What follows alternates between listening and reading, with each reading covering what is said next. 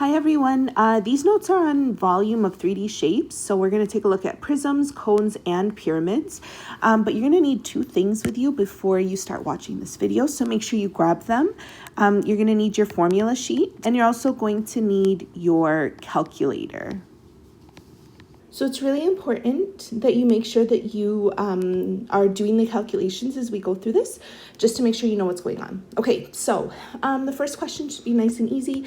It's asking us to find the volume of a rectangular base prism. So we hopefully know that the volume is length times width times height.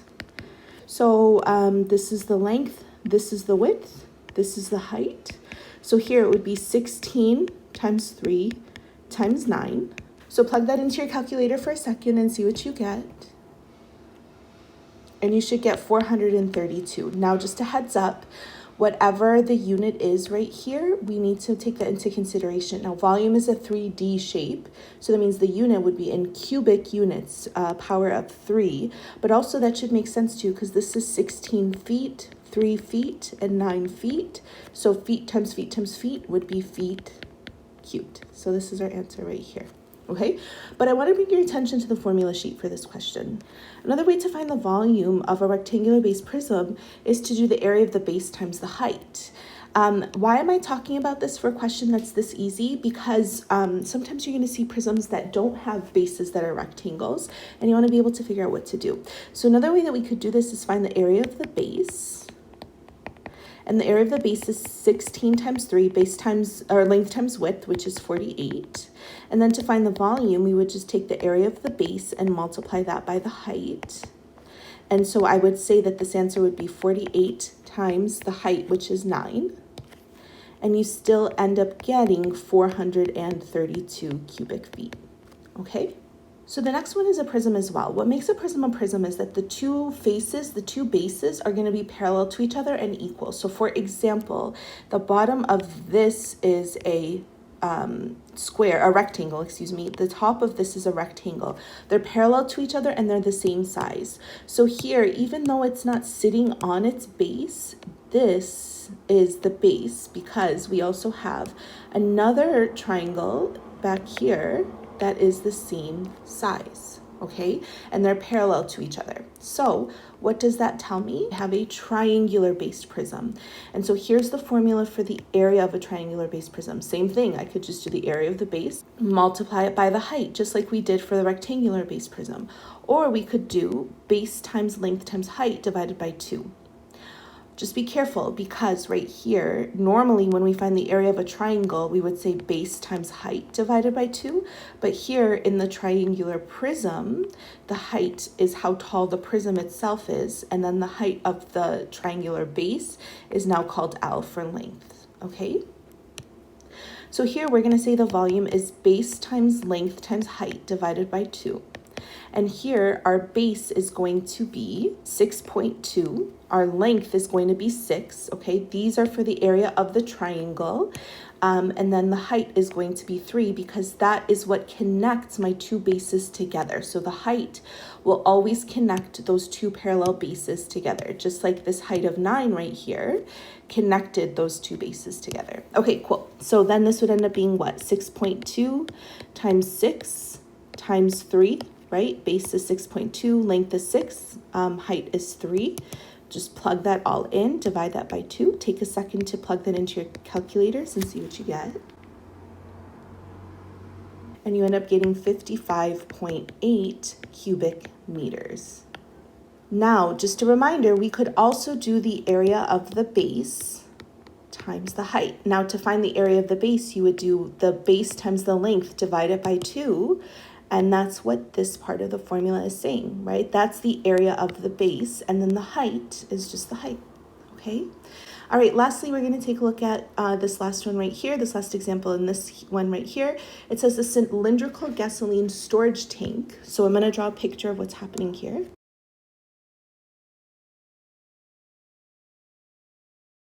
Has a diameter of 3.8. So straight across right here would be 3.8. And a height of 10.9. how much gasoline can the tank hold. So let's take a look at what we have for a cylinder. A cylinder is also considered a prism because the base is a circle. They're the same shape and size, so they're equal to each other, and they're connected by a height.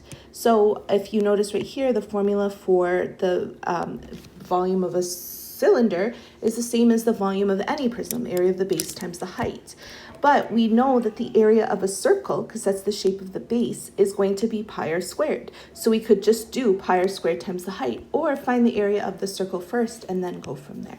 So if the formula is volume equals pi r squared times the height, we have to be careful because here we're given the diameter and we need to actually find the radius. So the radius is half of the height. So the first thing I need to do is find out that the radius is going to be the height divided by 2. So the radius is 1.9. Now I can go ahead and plug that in. So now I know the radius is 1.9. I need to square that and then multiply that by the height, which is 10.9. Now, it would be really important for you to do the mathematical calculations and do not type in the pi until the very end.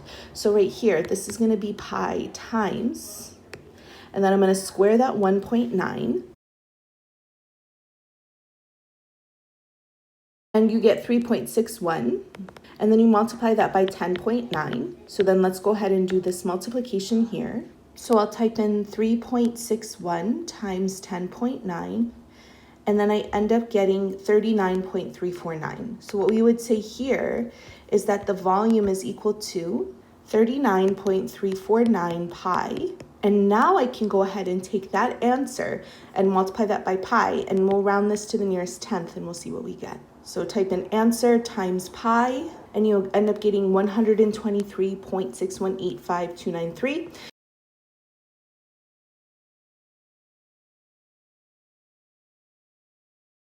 But because I want to round it to the nearest tenths place, the tenths place here is a 6.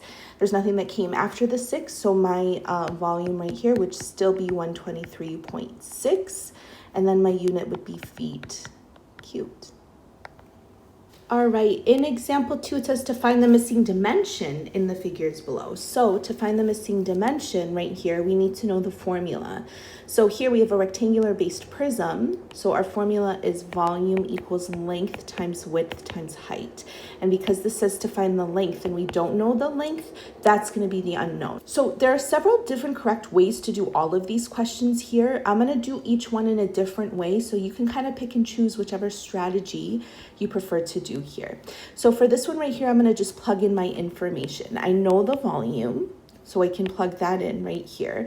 I know the width and I know the height, but I don't know the length. So when I plug all that information in, I'm going to say 2280 is equal to the length times the width, which is 20, times the height, which is 6. And to make this a little bit easier to look at, I'm going to multiply these two numbers together right here. And when I do, I get 120. So I'm going to write 120L and then put the 2280. So put the coefficient first and the variable second to just make my life a little bit easier. Now, in order to solve for L, I just have to divide both sides by 120. That's gone. So L is going to equal to 2,280 divided by 120. So take a second to type that in and see what you get. And the length would be 19. So therefore, the length is 19 meters. Okay? And you should have therefore statements for each one of these, just so that you know. For the sake of time, I'm not going to go back and do it, but you should have therefore statements in general when you're doing your work. Okay? Okay, in the next example, we are still given the volume of a cylinder. So we're still given volume. It's just a different shape. And it's asking us to find the radius. So the R is what we want to find out. We know the height is 12. So I'm going to go back and look at what the formula is for the volume of a cylinder. And the volume of a cylinder is pi r squared h. And I'm going to write down volume equals pi r squared h. Now, this is going to be a different way of solving. This time, I'm not going to put the numbers in first. This time I'm going to isolate the R. And here I could have isolated the L first before I went through and plugged in my information. So I'm going to show you both ways. So to isolate the R, I need to divide both sides by pi h first. So then I get volume over pi times h equals r squared. Well, I need to get rid of the squared. So the opposite of squaring is square rooting. So I'm going to square root both sides. So that means that R would be equal to the square root of volume divided by pi times h. Okay, so what does that do for me right here? Now I'm going to go ahead and put this in right here. So I'm going to say R equals the square root of, I know the volume is going to be 3053.6, so I know the volume. So that'll be a check. And I know pi is just pi, so I leave this as pi. And then times the height right here. We know here the height is going to be 12. So I'll fill in here that this is going to be pi times 12. And at this point in time, I would suggest that you go straight to your calculator and type this whole thing in instead of doing like one calculation, write down the number, the next calculation, write down the number. Do it all in your calculator all at once to keep it as accurate as possible. So I'm going to show you how to do this when I do it. So here I'm going to type in the square root of, and now to get a fraction, I actually have to press the divides key right here. And then I'm going to type in all of my numbers. So 3053.6 divided by pi times the height, which is 12, which means that my radius here would be 8.9999999. Round that number, let's round it to the nearest tenth. So if it's 8.9, there's a 9 that comes after it, so it would be 9.0. So here our radius would be 9.0 meters. So therefore the radius is 9.0 meters. Now it's really important that you understand how to type this into your calculator. So try it and see if you can get 9.0. If you can't, highlight this. The next time we see you in class, ask us for help on how to use your calculator and we'll happily help you. So in this one right here, it says determine the volume of the figure below. Here we have a square-based pyramid. So if you look at your formula sheet, the formula is base squared times height divided by 3. So if I write that down right here, the base is 5. And the height is a little bit trickier because in this question right here, the height has to go straight down to the middle of your square-based pyramid and make a right angle. This is called the slant height, and the slant height is 8. So this is not the height. This is different than the height. So we need to actually draw in our height of our triangle. It should go towards right to the middle of your triangle and make a right angle right here. Well, this right here, we know that this full length right here is 5 because it's just the full distance across. It's kind of hard to see in this picture, but it is supposed to be like directly across. Maybe you could see it better in this picture right here. This is directly across. So when you draw in the height right here, this distance should be half of whatever the base is right here. So that tells us right here that this leg of my right triangle is 2.5. So we know that we have a right triangle with one side that's 2.5, one side that's 8, the hypotenuse is 8, and we're trying to find the height. So we're going to find the height first. So in order to find the height, we would do a squared plus b squared equals c squared because it's a right triangle. So here I would do h squared plus 2.5 squared equals 8 squared. And then h squared plus, type in 2.5 squared, see what you get.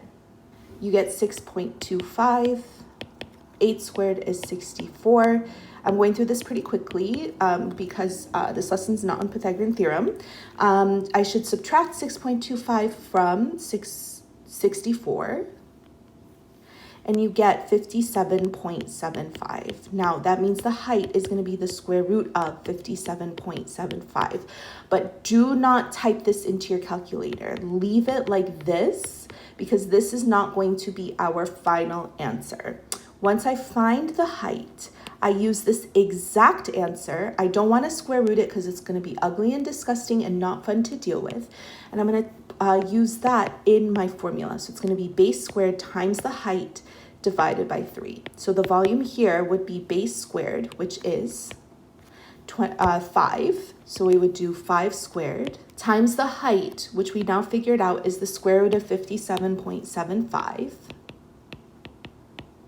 And that's all going to be divided by 3. And to be honest, you can just type this whole thing into your calculator as is. So I would type in 5 squared, which is 20. You can also just type in 25 times the square root of 57.75.